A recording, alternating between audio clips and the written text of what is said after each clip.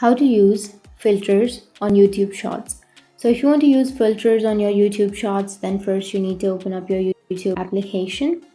Once you've opened your YouTube, now simply go for the plus icon, which is on the bottom middle. Tap on the plus, and here you have Shorts option, right? So you need to simply go for the Shorts, and once you're here on the Shorts, you need to simply take a video or take a short, or you can also go for uploads, which is here on the left side, and then you can upload something on your Shorts.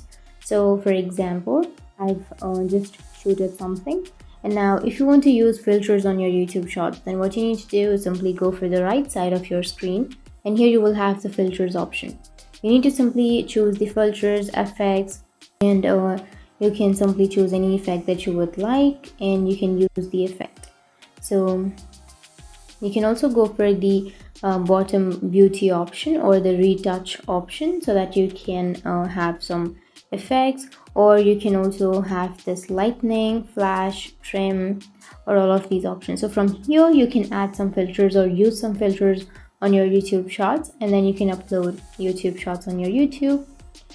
And if you have any questions, feel free to comment below. Thanks for watching.